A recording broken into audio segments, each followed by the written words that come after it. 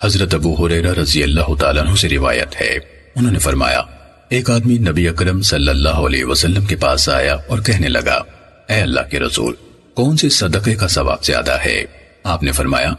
تو اس وقت صدقہ کرے جب تو تندرست ہو، تجھے مال کی ضرورت ہو، فقر کا ڈر ہو اور زندگی کی امید ہو،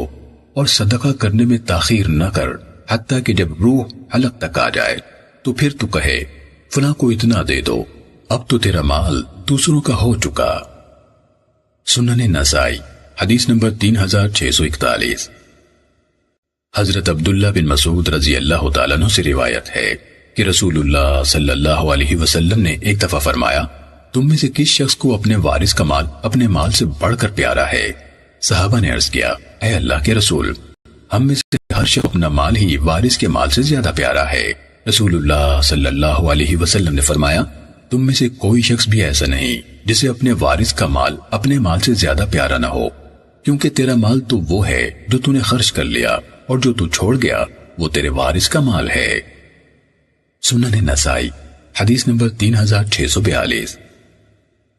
حضرت مطرف اپنے والد محترم حضرت عبداللہ بن رضی اللہ تعالیٰ عنہ سے بیان فرماتے ہیں کہ نبی اکرم صلی اللہ علیہ وسلم نے الہاکم التکاثر حتی زرتم المقابر، یعنی تم کو کثرت کی خواہش و طلب نے اللہ تعالیٰ اور آخرت سے غافل رکھا حتیٰ کہ تم نے قبریں دیکھ لیں، کی تفسیر میں فرمایا انسان کہتا ہے میرا مال میرا مال، حالانکہ تیرا مال تو وہ ہے جو تو نے کھا کر ختم کر دیا، یا پہن کر بوسیدہ کر دیا، یا صدقہ خیرات کر کے اس کا ثواب جاری کر لیا۔ سنن نسائی حدیث نمبر 3643۔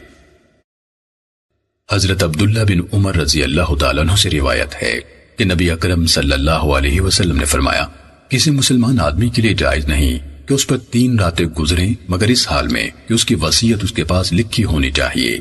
حضرت عبداللہ بن عمر رضی اللہ تعالیٰ عنہ نے فرمایا، جب سے میں نے رسول اللہ صلی اللہ علیہ وسلم کا یہ فرمان سنا ہے، اس وقت سے میری وصیت ہر وقت میرے پاس موجود رہتی ہے۔